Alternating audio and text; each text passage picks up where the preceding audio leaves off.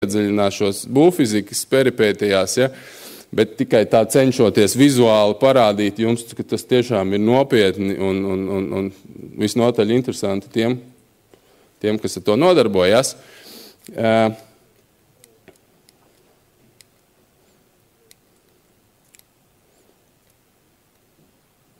Tad šis slaids stāsta par to, ka arī krāsojuma tonim ir nozīme uz to gala kvalitāti.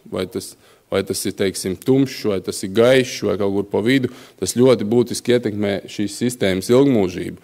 Kur šī ēka atrodas Latvijā, dažādas vējaslodes, tad atkal dažādi aprēķini, ko mēs tur liekam virsū.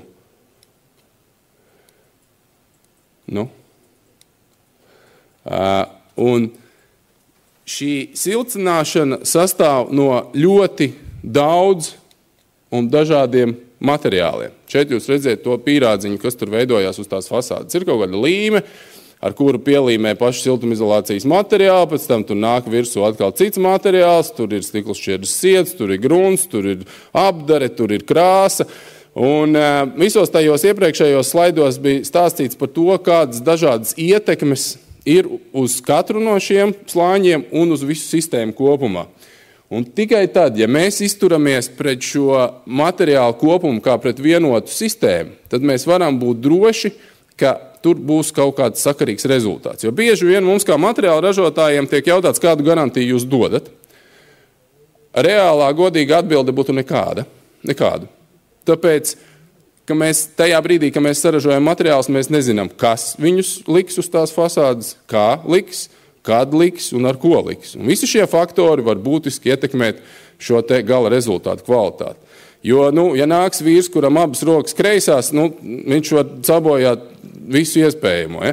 Un mēs nekādi nevaram paredzēt to, kāds šis process būs. Bet tas, ko mēs varam teikt jums kā pasūtītājiem, ir, ka mēs savu materiālu kopumu esam pārbaudījuši un darījuši to nevis savā laboratorijā, bet neatkarīgā laboratorijā.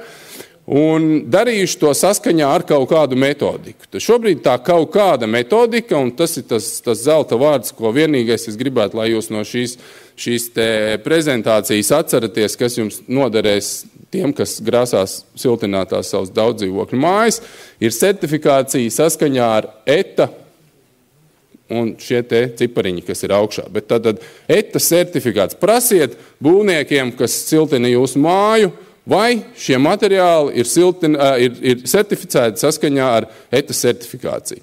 Šeit ir uzskaitīts visas tās prasības, kam mums ir jāiet cauri. Tā certifikācija aizņem apmēram 1,5 gadu, maksā ļoti bargas naudas, bet viņa ļauj mums droši pateikt, ka šie testi tika veikti ar aprēķinu, ka sistēmai ir jākalpo 25 gadi. Tad, gana ilgs periods, lai mēs būtu droši, ka tā investētā nauda nav vienkārši tāpat izmest vējā. Saskaņā ar šo certifikāciju mums jādod arī pilna tehnoloģija par to, kā ir šī sistēma jāinstalē. Un arī tas, ko mēs cenšamies dot, šīs te dažādas tehniskās iespējas, kā to darīt un kur to likt un kā to darīt efektīvāk. Siltināt var arī ļoti vecas ēkas. Tas ir sarežģītāks process, protams, bet to var izdarīt. Var izdarīt pat būtiski nezaudējot viņu arhitektonisko vērtību. Protams, būs kaut kādas vecas pilis ar akmeņiem, kur šī te fasāžu siltināšana nav pieļaujama, bet kopumā arī kaut kādu vecu mūžu var diezgan skaisti nosiltināt tā, ka viņa vizuāli pat būtiski nezaudēs šo savu vēsturisko veidolu. Tātad siltināšana nav ēkas kosmētiskais remonts. Drīzāk tas ir tāds papildus blakus efekts, ko mēs iegūstam. Mums ir jauna skaista ēka, bet tā pamatdoma ir pavisam cita. Un līdz ar to mums arī tā šim procesam būtu jāpieiet.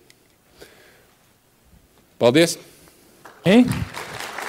Ja kādam ir kaut kas uz sirds, es ierosinu darīt līdzīgi, kā iepriekšējā reizē mēs darījām, noklausīties divus ekspertus, jo nākamais eksperts patiesībā runās par ļoti līdzīgu tēmu. Mēs jau dzirdējām no Juri tikko, ka būs stingras normas par to, ka visām mājām ir jābūt te vai, kā tu teici, pasīvām.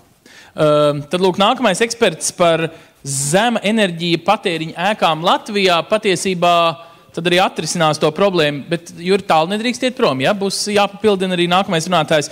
Agris Kamenders no Rīgas Tehniskās universitātes, jūs esat Vides aizsardzības un siltuma sistēma institūta, es pieņemu, pētnieks. Jūs pēc profesora īsti neizskatāties. Esat jau? Es neesmu. Es esmu